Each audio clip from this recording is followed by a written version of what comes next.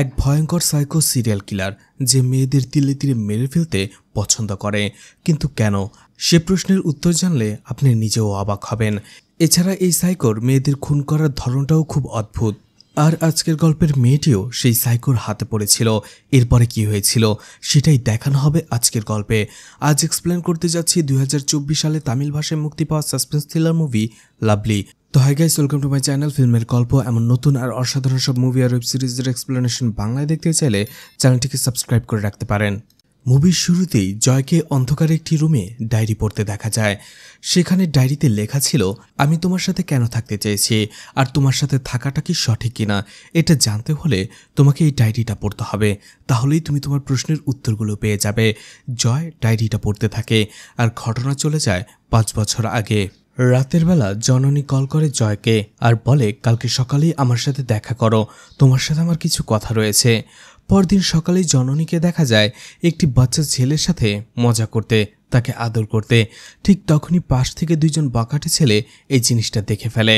আর জননী সেখান দিয়ে যাবার সময় জননীকে সে উত্ত্যক্ত করে, তার হাত ধরে টানাহাসড়া করতে থাকে আর বলে, বাচ্চা ছেলেটাকে যেভাবে আদর করছিলে আমাকেও সেভাবে আদর করো। জননী তাকে বারবার ছেড়ে দিতে বলছিল। ঠিক তখনই একটা ছেলে এসে বলে, মেয়েটাকে ছেড়ে দাও, না হলে তোমাকে পস্তাতে হবে। ছেলেটার কথায় জননীকে ছেড়ে দেয় সে বখাটে, কিন্তু ছেলেটাকে বলে, তুমি কেন ছেড়ে দিতে বললে? মেয়েটাকে আমার ভালো লেগেছিল। তখন সেই ছেলেটা বলে, ওর যে বয়ফ্রেন্ড রয়েছে সে যদি জানতে পারে তাহলে তোমাকে মেরে ফেলবে। কারণ ওই ছেলেটার মাথা খুবই গরম থাকে। কথাটা শুনে সবাই চমকে ওঠে আর সেই ছেলেটাকে নিয়ে চলে আসে তাদের বসের কাছে আর সবকিছু খুলে বলে। প্রথমে বখাটে ছেলেটি জয়ের কথাটা খুব স্বাভাবিকভাবেই নেয়। কারণটা হচ্ছে সে একা একজন ছেলে, এতগুলো লোকের সাথে সে কি করে পেরে উঠবে। কিন্তু যখনই সেই পাশের ছেলেটি তার বসকে বলে ও জয়ের গার্লফ্রেন্ডকে হাত লাগিয়েছে, সেই লোকটাও ভয় পেয়ে যায় আর বলে, তুমি আশেপাশে আর কোনো মেয়ে দেখতে পেলে না? ওকে যেই হাত লাগাতে হলো। বস, আপনি ওই একটা ছেলেকে দেখে এইভাবে ভয়ে কেন কাঁপছেন? তখন লোকটা বলে, ও আমাকে একবার মেরেছিল, সেই ব্যথা এখনো আমি অনুভব করি। আর তুমি ওর প্রেমিকার গায়ে হাত তুলেছ। বখাটে ছেলেটি বলে, আপনি টেনশন করবেন না, এবার ও আর বাঁচতে পারবে না, আমার হাত থেকে বাঁচতে পারবে না। এরকম বড় বড় কথা বলে গানটা নিয়ে সেখানে যেতে শুরু করে। কিন্তু তার আগেই দেখা যায় তাদের আড্ডাখানায় জয় এসে হাজির এবং একে একে সবাইকে পেটাতে থাকে। এমনভাবে পেটায় কেউ সোজা হয়ে আর দাঁড়াতেই পারে না। তার বসও মাপছে সেখান থেকে পালিয়ে যায়। অন্যদিকে ছেলেটি ভয়ে একটা সময় কাঁপতে শুরু করে আর টেবিলে থাকা গানটি দিয়ে জয়কে শ্যুট করে। কিন্তু দেখা যায় সেই গানটা ছিল একটা ড্যামি গান, যার ফলে জয়ের কিছুই হয় না। আর জয় বখাটে ছেলেটিকে সেখানে সে প্রচণ্ড মারে। ছেলেটিও ভয় কাঁপতে থাকে আর জয়ের কাছে মাপ চায়। লোকটা জননীকে যে হাত দিয়ে স্পর্শ করেছিল, জয় তার সেই হাতটাই কেটে ফেলে। কিছুক্ষণ পর জননীও সেখানে চলে আসে আর জয় জননীর সামনে সেই লোকটাকে মারতে শুরু করে। আর তার হাতে লেগে থাকা রক্তগুলো সে জননীর হাতেও লাগিয়ে দেয়। জননী এতে প্রচণ্ড ভয় পেয়ে যায়, কারণ জয়ের এমন রূপ সে এর আগে কখনো দেখেনি। জয় জননীকে কোথাও নিয়ে আসে আর নিয়ে আসার পরেই সে বলে, তুমি কি আমাকে দেখে ভয় পাচ্ছ? জননী মাথা নাড়ায়। জয় বলে, কিন্তু আমি তোমার চোখে আমার জন্য ভয় দেখতে চাই না, ভালোবাসা দেখতে চাই। এরপরে জননী একটি কার্ড বের করে দেয় আর বলে, বাবা মা আমাদের সম্পর্কের কথা জেনে গেছে আর তারা আমার অন্য জায়গায় বিয়ে ঠিক করেছে। কথাটা শুনেই অবাক হয়ে যায় জয় আর বলে, তোমাকে ছাড়া থাকার কথা আমি এক মুহূর্তের জন্য ভাবতে পারি না। এভাবে আরো বিভিন্ন কথা বলতে থাকে। জননীও বলে, আমি তো তোমাকে আমাকে ছেড়ে যাবার কথা বলিনি, আমিও তোমার সাথে থাকতে চাই আর আমি তোমার সাথে পালিয়ে যেতে রাজি আছি। কথাটা শুনে একেবারেই অবাক হয়ে যায় জয়। জয় বুঝতেই পারেনি জননী তাকে এতটা ভালোবাসে। পরদিনই তারা বিয়ে করে নেয়। এরপরে তারা দুজনেই সমুদ্র বিচে ঘুরতে আসে আর সেখানে আসার পরে জয় জননীকে বলে, এটাই তোমার বাড়ি, তুমি বলেছিলে সমুদ্রের পাড়ে তোমার ছোট্ট একটা বাড়ি থাকবে, আর এই জন্যই এই সমুদ্রের বিচে সে একটি বাড়ি নিয়েছে আর সেখানেই তারা থাকতে শুরু করে। এটা দেখে জননী খুবই খুশি হয়ে যায়। তার অনেক দিনের ইচ্ছে জয় এক নিমিষেই পূরণ করে দিয়েছে। জয়েরও বাবা মা ছিল না, এতিম ছিল, এই জন্য সেই বাড়িতে তারা দুজনেই থাকতে শুরু করে। তারা একে অপরকে প্রচণ্ড ভালোবাসতে থাকে আর এভাবেই তাদের দিনগুলো কেটে যাচ্ছিল। এরপরে জননী একটা সময় তার মাকে কল করে। তার মা বলে, তুমি এটা কি করলে? আমাদের মান সম্মান ধুলোয় মিশে দিলে। ঠিক তখনই জননী বাবা ফোনটা ধরে আর বলে, তুমি আমাদের জন্য মারা গেছো। এটা বলেই সে ফোনটা রেখে দেয়। এতে জননী খুবই কষ্ট পায়। তখনই জয় সেখানে চলে আসে আর বিষয়টা বুঝতে পারে। সে তাকে সান্ত্বনা দেয়, বলে একটা সময় দেখবে ঠিক তোমার বাবা মা আমাদের মেনে নেবে। জয় অফিসে ছিল আর জননী অধীর আগ্রহ অপেক্ষা করছিল জয় কখন আসবে, কারণ সে তাকে একটা খুশির খবর দিতে চায়। জয় বাসায় আসতেই সে তাকে খুশির খবরটা দেয়, বলে সে প্রেগনেন্ট। কথাটা শুনে জয় কেমনটা হয়ে যায়, সেখান থেকে চলে যায়। জননীও বুঝতে পারে না জয় এমনটা কেন করলো। রাতের বেলা জননী জয়ের সাথে একা কথা বলে আর বলে, তুমি এমনটা কেন করছো? প্রত্যেকেই তো মা হওয়ার একটা স্বপ্ন থাকে। তখন জয় বলে, এখানে তুমি আর আমি একা থাকি। প্রেগনেন্সির সময় আমি তোমাকে কিভাবে সাহায্য করব, কিভাবে আমি তোমার যত্ন নেব, আমি কিছুই জানি না। আর এতে তোমার অনেক কষ্ট হবে, আর আমি চাই না তোমাকে কষ্ট দিতে। জননী বলে, মা হওয়ার কষ্টটা সবাই পেতে চায়। সব মেয়েদেরই আকাঙ্ক্ষা থাকে যে এত কষ্টের মধ্যেও সে একটি বাচ্চা জন্ম দেবে, তার কোলজুড়ে একটি শিশু থাকবে। তারপরেও জয় সেখান থেকে চলে যায়। সকালবেলায় জননী যখন তাকে অফিসে যাবার জন্য ডাকে, জয় তাকে বলে, এখন আমরা হসপিটালে যাব। আর জয় জননীকে বলে, এখন থেকে আমি তোমার সব খেয়াল রাখব। অর্থাৎ বাচ্চা হওয়ার বিষয়টা জয় মেনে নিয়েছে। এতে জননীও খুব খুশি হয়, কিন্তু বলে, তোমাকে এখন অফিস যেতে হবে। অফিস থেকে ফিরে এসো, তারপরে আমরা ডক্টরের কাছে যাব। জয় যখন অফিসে যায়, জননী বাইরে এসে তাকে বিদায় দেয়। ঠিক তখনই একজন মহিলা এসে জননীর সাথে কথা বলতে থাকে, বলে, আমার নাম ভার্গবী, আর আমি তোমাদের পাশের বাড়িতেই থাকি। আর আমি তোমাকে অনেক দিন ধরেই চিনি। তোমার হাজবেন্ড তোমাকে যতটা ভালোবাসে, এটা দেখে যে কেউরই হিংসা হবে। ঠিক তখনই তারা কথা বলছিল, ওই সময় দেখা যায় ভার্গবীর হাজবেন্ড বাইরে এসে ভার্গবীকে খুঁজতে থাকে। আসলে ভার্গবীর হাজবেন্ডও তাকে অনেক ভালোবাসতো, এই জন্য ছাতা নিয়ে আসে আর বলে, তুমি রোদের মধ্যে কি করছো, আমার সাথে চলো। তাকে সেখান থেকে নিয়ে যায়, আর জননীও হাসতে থাকে এটা দেখে। এদিকে জয়ের অফিসে একটি মেয়ে জয়কে লাইন মারতে থাকে। সে বলে, কালকে রাতে তুমি পার্টিতে আসলে না কেন? আমি তো ভেবেছিলাম তুমি আসবে। কিন্তু জয় বলে, আমার একটু কাজ ছিল, তাই আসতে পারিনি। এরপরে সে আর মেয়েটিকে পাত্তা দেয় না, সে তার কাজ করতে থাকে। এদিকে অফিসের অন্য একটি লোকের মাধ্যমে যখন মেয়েটি জানতে পারে যে জয় ম্যারিড, তখন মেয়েটির মন একেবারে ভেঙে যায়। মেয়েটি আসলে জয়কে ভালোবেসে ফেলেছিল, কিন্তু যখন জানতে পারে জয় ম্যারিড, তখন সে একেবারে ভেঙে পড়ে। এদিকে অফিসের পরে জয় জননীকে হসপিটালে নিয়ে আসে। একজন ডক্টর তাকে চেক আপ করতে থাকে। ঠিক ওই সময়ে ভার্গবীর হাজবেন্ড ভুল করে সেই রুমটাতে ঢুকে পড়ছিল, কিন্তু জয় তাকে বাধা দেয়, আর এভাবেই দুজনের মধ্যে ঝগড়া লেগে যায়। তখনই জননী এবং ভার্গবী এসে তাদের বাধা দেয়। ভার্গবী তার হাজবেন্ডকে বলে, ওটা মহিলাদের প্রেগনেন্সি চেক আপের রুম, তুমি ওখানে ভুল করে ঢুকে যাচ্ছিলে। বৃদ্ধ লোকটা তার ভুল বুঝতে পারে, আর সেখান থেকে তারা দুজনেই চলে আসে। এরপরেই পরের দিনে অফিসে এসে কাবিয়া নামের সেই মেয়েটি জয়কে বলে, তোমার সাথে আমার একটু কথা আছে আলাদা করে। অফিসের পরে আমি তোমার সাথে দেখা করতে চাই, আমি তোমার জন্য অপেক্ষা করব। জয় কিছুই বলে না, মেয়েটি সেখান থেকে চলে যায়। এদিকে ভার্গবী আবারও জননীর বাড়িতে আসে তার সাথে দেখা করার জন্য, কথা বলার জন্য। জননী তাকে বলে, আমি এখানে একাই থাকি, আর এই সময় আমাকে কি কি করতে হবে আমি কিছুই জানি না, আপনি আমাকে একটু বলুন। তখনই ভার্গবীর মনটা খারাপ হয়ে যায়, কারণ তাদের কোনো সন্তান ছিল না। তখন ভার্গবী নিজের গল্প বলতে থাকে, বলে সেও তাদের মতো ভালোবেসেই বিয়ে করেছিল তার স্বামীকে, আর এখানে পালিয়ে এসেছিল। এরপর থেকে তারা দুজনে একসাথে এখানেই আছে। এদিকে কাবিয়াকে দেখা যায় রাতের বেলা অফিস শেষে বাস স্ট্যান্ডে অনেক সময় দাঁড়িয়ে থাকে, কিন্তু জয় আসে না। তার মা তাকে কল করে। কাবিয়া বলে তার ফিরতে একটু সময় লাগবে। কোনো গাড়ি না পেয়ে কাবিয়া একাই যেতে শুরু করে। পাশেই কয়েকজন বখাটে ছেলে মদ খেয়ে গাড়ির মধ্যে বসেছিল। তারা কাবিয়াকে দেখে তাকে উত্ত্যক্ত করতে থাকে, আর একজন লোক অটো নিয়ে এসে কাবিয়াকে উঠিয়ে নেয়। তারা কাবিয়াকে কিডন্যাপ করে নিয়ে যেতে থাকে। ঠিক তখনই জয় সেখানে চলে আসে আর লোকগুলোকে মেরে কাবিয়াকে বাঁচিয়ে নেয়। কাবিয়া তাকে জড়িয়ে ধরে আর বলে, আমি জানতাম তুমি আসবে, কারণ তুমি আমাকে ভালোবাসো। জয় বলে, আমি শুধু একজনকেই ভালোবাসি, সেটা হচ্ছে জননী।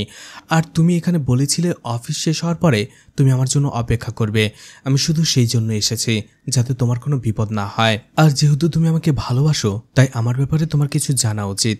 আমি এতিম, ছোটবেলা থেকেই আমি এভাবে ওভাবে বড় হয়েছি, আর আমার পাস্টেরও কিছু কথা রয়েছে। জয় তখন বলে, যে সে অনেক ক্রাইমের সাথে যুক্ত ছিল, সে কয়েকবার জেলেও গিয়েছিল। তার জীবনের কোনো নিরাপত্তা নেই, যে কোনো সময় তার উপরে হামলা হতে পারে। আর এই ধরনের একটা জীবনের সাথে সে জড়াতে চায় কিনা। তখন কাবিয়া আর কোনো কথা বলে না। জয় বলে, আমার প্রতি তোমার যে টানটা সেটা ভালোবাসা নয়, অ্যাট্রাকশন। কিন্তু এই সব কিছু জানার পরেও যে মেয়েটা আমার সাথে এসেছে, আমাকে ভালোবেসেছে, তাকে আমি কি করে ঠকাবো? এটা বলে সে কাবিয়াকে বাড়িতে পৌঁছে দেয়। এদিকে জয় আবারও যখন ডক্টরের সাথে দেখা করে, ডক্টর বলে, দিন দিন জননীর শরীর দুর্বল হয়ে যাচ্ছে, তোমার ওকে যত্ন নেওয়া উচিত। জয় বাসা আসার পরে জননীকে বলে, আজকে থেকে তুমি কোনো কাজ করবে না, সব কাজ আমি করব। জননীর জন্য সে খাবারও রান্না করে, কিন্তু দেখা যায় সেই খাবার মুখে দেওয়ার মতো নয়। এই জন্য সেই খাবারগুলো সে ফেলে দেয় আর সেই ডক্টরকে কল করে সব কিছু খুলে বলে। তখন সেই ডক্টর বাধ্য হয়ে নিজেই কিছু খাবার রান্না করে জয়কে দেয়, যাতে সেগুলো সে জননীকে খাওয়াতে পারে। পরদিনই জয় চলে আসে তার অফিসে আর তার বসকে বলে তার স্ত্রীর সাথ দেওয়া হবে আর সেখানে সে একটু অনুষ্ঠান করবে, তারা যেন সবাই আসে। কথাটা শুনে তার বস খুশি হয়ে যায়। সাথে সাথে জয় তার রিজন লেটারটাও জমা দেয়, বলে চাকরিটা সে ছেড়ে দিচ্ছে। বস যখন কারণ জানতে চায়, জয় বলে তার স্ত্রী প্রেগনেন্ট আর সে বাসায় একাই থাকে, তাই সে চায় এই সময়টা সে তার স্ত্রীর সাথে থাকবে এবং তাকে যত্ন করবে। কিন্তু তার বস বলে, সবই বুঝলাম, তুমি যেটা বলছো সেটা খুবই ভালো কথা, কিন্তু এই সময়টাতে টাকা পয়সার অনেক প্রয়োজন, কখন কি হয়ে যাবে বলতে পারবে না তুমি। তাই তুমি এক কাজ করো, তুমি ওয়ার্ক ফ্রম হোম করো, এতে তোমারও কাজ হবে আমারও কাজ হবে। জয় প্রপোজালটা অ্যাকসেপ্ট করে। জয় এবং জননীকে দেখা যায় খুব ধুমধাম করে সে অনুষ্ঠানটা পালন করে। এরপর হঠাৎ করে একদিন জননীর প্রসব বেদনা ওঠে, তাকে ডক্টরের কাছে নিয়ে যাওয়া হয়। যদিও রাস্তা অনেক জ্যাম ছিল, কিন্তু জয় খুব কষ্টে তাকে ডক্টরের কাছে নিয়ে আসে। তাদের ফুটফুটে একটা সন্তান হয়। কিন্তু জয় তার সন্তানকে কোলে নেওয়ার পরেই বলে, তুমি আমার স্ত্রীকে অনেক কষ্ট দিয়েছ, এই জন্য সে ছোট্ট বাচ্চাটিকে সে চিমটি কাটতে শুরু করে। এটা ডক্টর দেখে ফেলে আর জয়কে প্রচণ্ড বকাঝকা করে, আর বাচ্চাটাকে সেখান থেকে দেখে জয়কে বেরিয়ে যেতে বলে। ডক্টর জননীকে বলে, তুমি তোমার হাজব্যান্ডকে একজন ডক্টর দেখাও, কারণ আমার মনে হয় না ও সুস্থ রয়েছে, ওকে ডক্টর দেখানো উচিত। জননীও তাই ভাবে। ডক্টর বলে, না হলে একজন নবজাতকের সাথে কেউ এমনটা করতে পারে? তাদের দিনগুলো খুব ভালোই যাচ্ছিল। একটা সময় তাদের মেয়ে ধীরে ধীরে বড় হয়ে যায় আর তারা সুখী পরিবার সময় কাটাচ্ছিল। এরপরে যখন তারা একদিন সমুদ্রের পাড়ে সবাই মিলে মজা করছিল, জননী হঠাৎ করে মাথা ঘুরে পড়ে যায়। জননীকে সাথে সাথে ডক্টরের কাছে নিয়ে আসা হয়। ডক্টর জননীকে চেক আপ করার পরে জয়কে বলে, ও শুধু মাথা ঘুরে পড়ে গিয়েছিল, এটাই শেষ, এর থেকে বেশি কিছু নয়। জয় বলে, তাহলে এভাবে হুট করে পড়ে যাওয়ার কারণটা কি? ডক্টর বলে, আমি জানি তুমি এইভাবে ওভার রিঅ্যাক্ট করবে, এই জন্য আমি জননীর ফুল বডি চেক আপ করতে দিয়েছি। রিপোর্ট না আসা পর্যন্ত আমাকে জ্বালাবে না। জননী আপাতত সুস্থ আছে, তুমি তার কাছেই চলে যাও। কিন্তু ডক্টর যখন জননীর রিপোর্টগুলো দেখে, সে নিজেই অবাক হয়ে যায়। আর জয়কে দেখানোর পরে সেও অবাক হয়ে যায়, কারণ হচ্ছে জননীর HIV হয়েছে। জয় কি বলবে বুঝতে পারে না, সে খুবই ভেঙে পড়ে। জয় ডক্টরকে বলে জননী যাতে এই ব্যাপারে কোনোভাবেই জানতে না পারে। জয় বাসায় আসার পরে নিজে নিজেই কাঁদতে থাকে, সে কি করবে বুঝতে পারছে না। এরপরেই সে ডক্টরের সাথে কথা বলে আর ডক্টর তাকে বলে, জননী কিভাবে HIV-তে আক্রান্ত হলো সেটা খুঁজে বের করো। জয় বলে, হ্যাঁ আমি জানি। জননী একদিন তানুকে স্কুল থেকে নিয়ে আসার জন্য যাচ্ছিল, তখনই কয়েকজন বখাটে লোক জননীকে ধরে নিয়ে যায় আর সেখানে কয়েকজন লোক মিলে জননীকে রেপ করে। জননী তাদের বলছিল এই কথা সে কাউকে বলবে না, তাকে যেন ছেড়ে দেয়। সেখানে কয়েকজন লোকও বলেছিল জননীকে মেরে ফেলার জন্য, কিন্তু অন্যজন বলে যে জননীকে মেরে ফেলাটাই সবথেকে বড় রিস্ক হবে, তাই তারা জননীকে যেতে দিয়েছিল। আর জননী এতটাই ভয় পেয়েছিল, সে বলেছিল এই বিষয়টা যাতে কেউ না জানে, এমনকি জয়ও না। কিন্তু জয় পরে এই বিষয়টা জানতে পেরেছে, কিন্তু জননীকে সে এটা জানতে দেয়নি যে জয় এই বিষয়টা জানে। এদিকে জননী একদিন দেখতে পায় তার মা বাবা তাকে মেনে নিয়ে তাকে দেখতে এসেছে। জননী তার বাবা মাকে এতদিন পরে দেখে খুশিতে আত্মহারা হয়ে যায়। এরপরে রাতের বেলা জননী এবং তার মা যখন একসাথে কথা বলছিল, তখন জননীর মা বলতে থাকে, জয়ের সাথে আমরা যেটা করেছি সেটার জন্য এখন আমরা দুঃখিত। জননী বলে, তোমরা কি বলছো আমি বুঝতে পারছি না। তখনই জননীর মা সবকিছু বলতে থাকে, বলে তুমি যখন প্রেগনেন্ট ছিলে তখন জয় আমাদের বাসায় গিয়েছিল। জননীর মা বলতে থাকে, জয় দেখা যায় সেখানে যে জননীর মার সাথে কথা বলে জননী প্রেগনেন্ট, আর এই সময় সে আপনাদের দুজনকেই খুব মিস করছে। জননীর মা কিছু বলার আগেই সেখানে জননীর বাবা এসে জয়কে আঘাত করতে থাকে আর বলে, তুমি এবং জননী দুজনেই আমাদের জন্য মারা গেছো, এবং জয়কে চরম অপমান করে সেখান থেকে তাড়িয়ে দেওয়া হয়। কথাটা শুনে জননী চোখ বেয়ে পানি পড়ে যায়, কারণ জয় এই কথাটা তাকে আগে কখনো বলেনি। এর পরদিন দেখা যায় সেই ডক্টর জয়কে আবারও কল করে আর বলে, তুমি যেটা বলেছ সেই কারণে জননীর ইনফেক্টেড হয়নি, জননীর এইচআইভিটা হয়েছে অন্য কোনো কারণে, সেটা তুমি খুঁজে বের করো। জয় ভাবতে থাকে।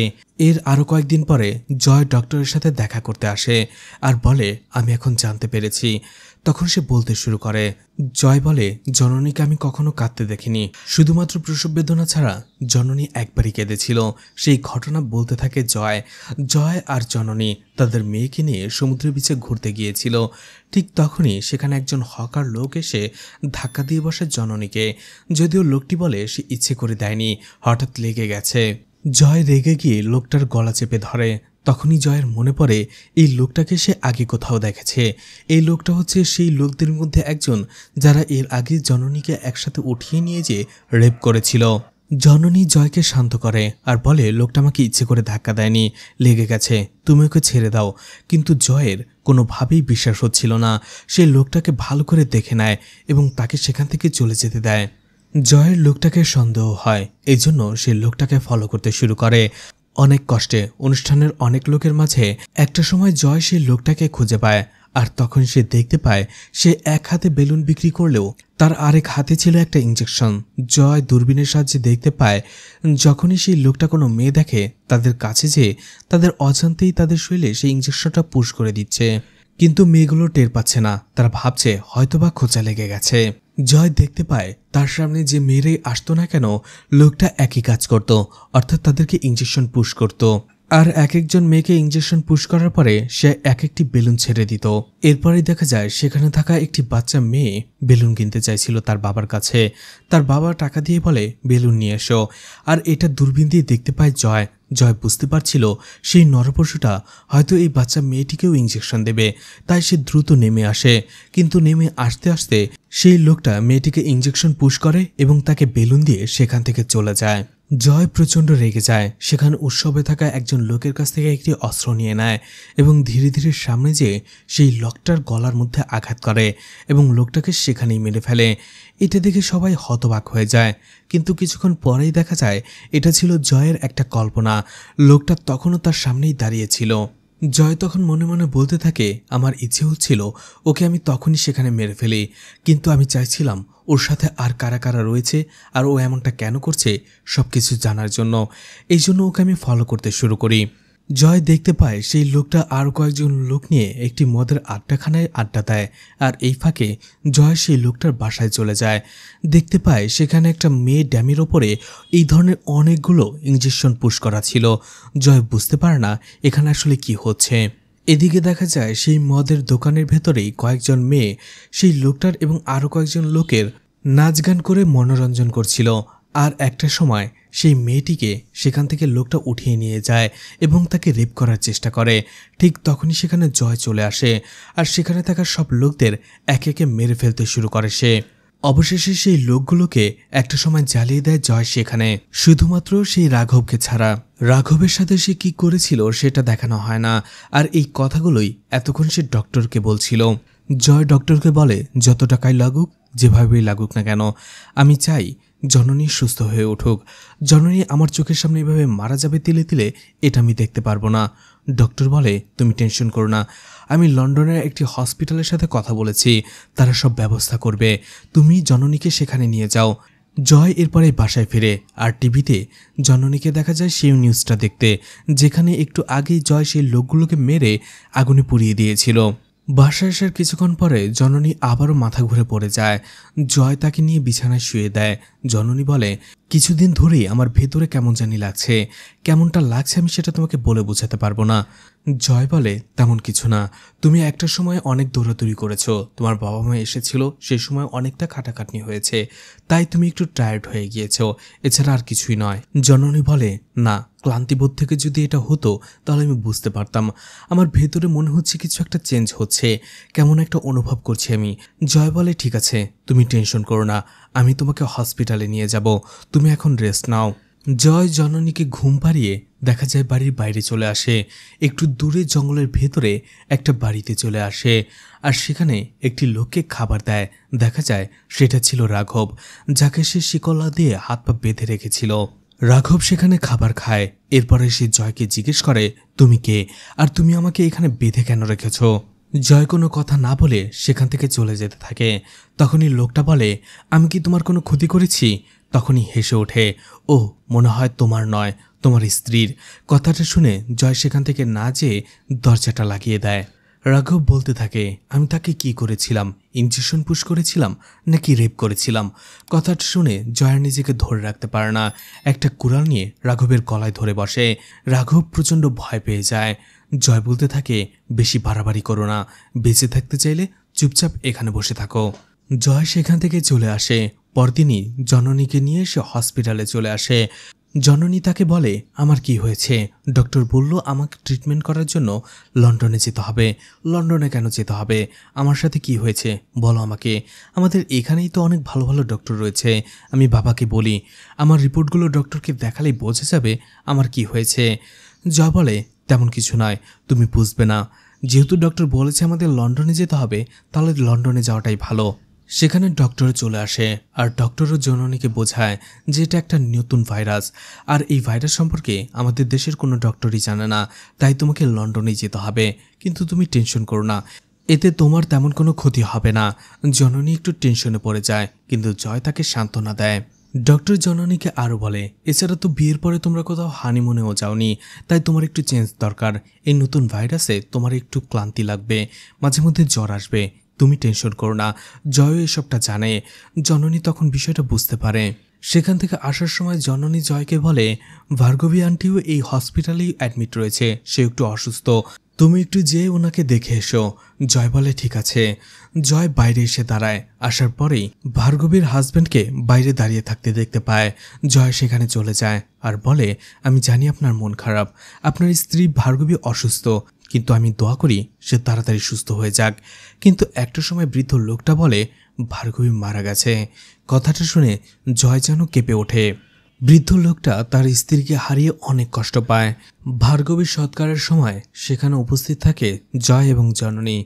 জয় লোকটাকে বলে, যেহেতু ভার্গবী আন্টি আর নেই, তাই শেষ কয়েকটা দিন আপনি আমাদের সাথেই থাকবেন। আমাদেরও তো বাবা মা নেই। কিন্তু লোকটা বলে, সেটা সম্ভব নয়, আমি চলে যাব ভার্গবীর হোম টাউনে, যেখানে ও ছোটবেলা থাকতে ভালোবাসতো। আমি আমার জীবনের শেষ কয়টা দিন সেখানেই কাটাবো ওর স্মৃতি নিয়ে। এদিকে লন্ডনে জননীর চিকিৎসা করানোর জন্য বিশাল অঙ্কের একটা টাকা লাগতো, আর এই বিষয়টাই জয় তার বসকে খুলে বলে। লোকটা খুবই ভালো মনের মানুষ ছিল। এছাড়া সে জানতো জয় তার স্ত্রীকে কতটা ভালোবাসে, এই জন্য জননীর চিকিৎসার জন্য সে বেশ কিছু টাকা সে জয়কে দেয়। এদিকে রাঘব তখনও সেই বাড়িতেই বন্দী ছিল। যখনই জয় সেখানে আসে, রাঘব তাকে দেখে হাসতে শুরু করে। আসলে রাঘব বুঝতে পেরেছিল জয় তাকে খুন করবে না, যদি খুন করার সাহস থাকতোই তাহলে এতক্ষণে তাকে মেরে ফেলতো, এখানে তাকে এমনি আটকে রেখেছে। যখনই জয় তার জন্য খাবার বাড়ছিল, রাঘব জয়ের হাতের ট্যাটুটা দেখে অবাক হয়ে যায়। তখনই আমাদের একটা ফ্ল্যাশব্যাক দেখানো হয়, যেখানে কয়েকজন লোক বসেছিল, তারা কোনো গ্যাংয়ের হয়ে কাজ করত। সেখানে একজন লোকের ফোন আসে আর বলে সে আসছে, আজকে সবকিছু বন্ধ করে দাও। তারা সেখানে মেয়ে পাচার করে দিত।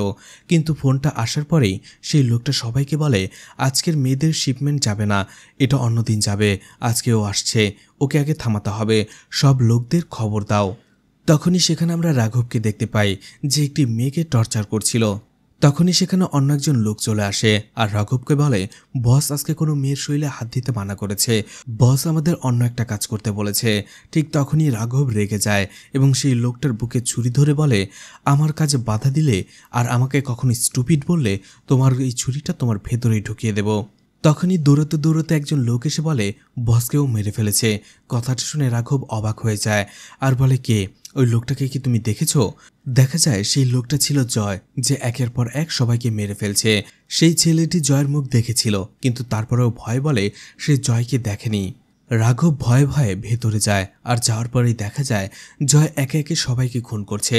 কিন্তু রাঘব এরপরেও জয়ের মুখটা দেখতে পারে না, শুধুমাত্র তার হাতের ট্যাটুটাই দেখে।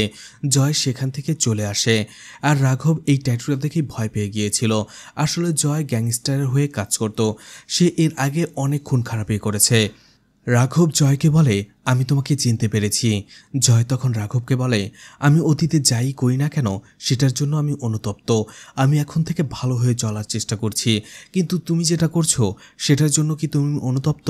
তখন রাঘব বলে, না, আমি কখনোই অনুতপ্ত নয়।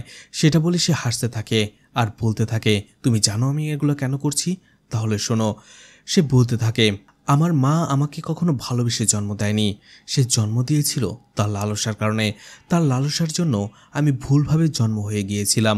সে তার শারীরিক চাহিদা মেটানোর জন্য কোনো এক পরপুরুষের সাথে শারীরিক সম্পর্কে লিপ্ত হয়েছিল, যার ফলশ্রুতিতেই আমার জন্ম।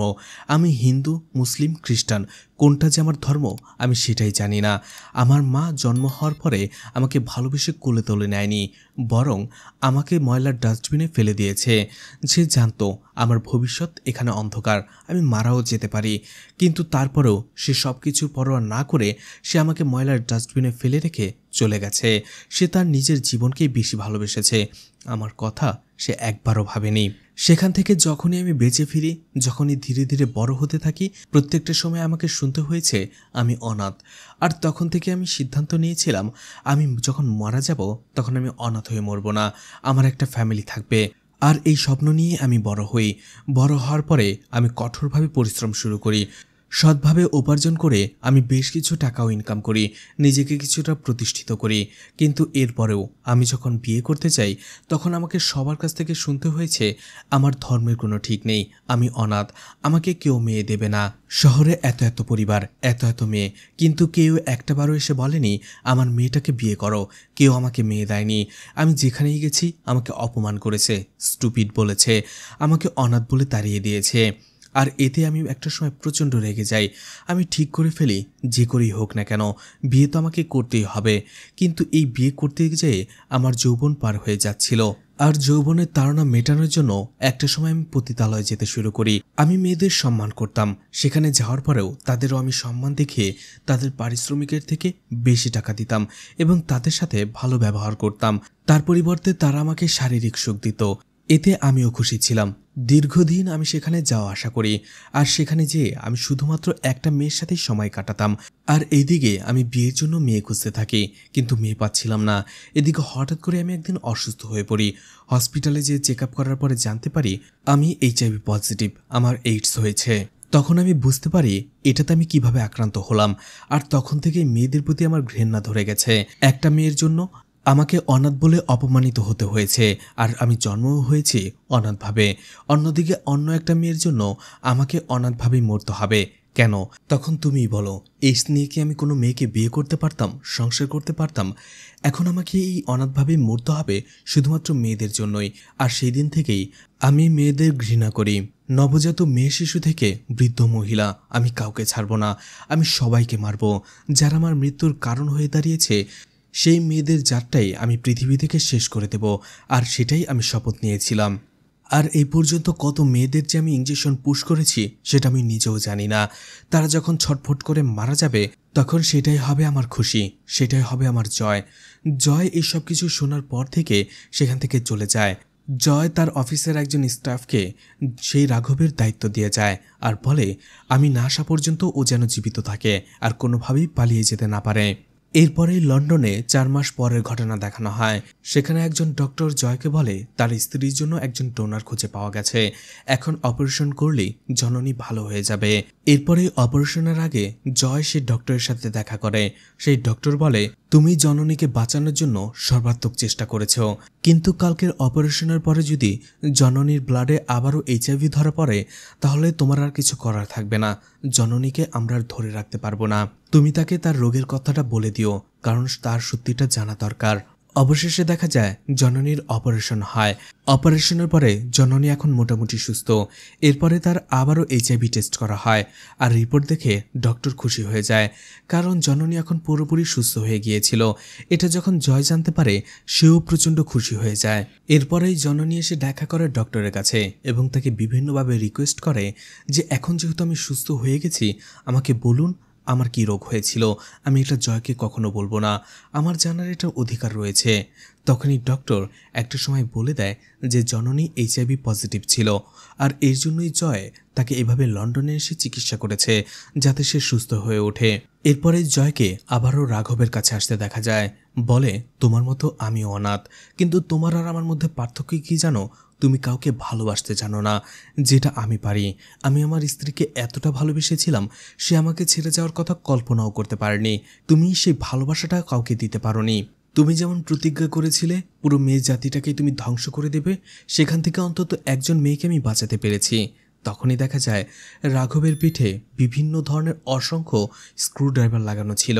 সে যেভাবে মেয়েদেরকে ইঞ্জেকশন পুশ করত, ঠিক একই রকমভাবে জয় তার পিঠের ভিতরে স্ক্রুড্রাইভার পুশ করে দিয়েছে। জয় রাঘবকে বলে, তোমার এই রোগটা পেয়েছো একটা মেয়ের কারণে, আর সেই জন্যই তুমি মেয়েদের একে একে মেরে ফেলতে চাইছো। কিন্তু তুমি কি কখনো ভেবে দেখেছো সেই মেয়েটা এই রোগটা পেয়েছে তোমারই মতো কোনো একজন পুরুষের কারণে? তাহলে এখন কি তুমি তোমার মতো পুরুষদেরও মেরে ফেলবে? আমি তোমাকে যতই বোঝাই না কেন, কখনো তুমি মানুষ হবে না, কারণ তুমি একজন পশু হয়ে গেছো। আর ভবিষ্যতে তোমার কারণে অন্য কোনো মেয়েকে আমি সাফার করতে দেব না।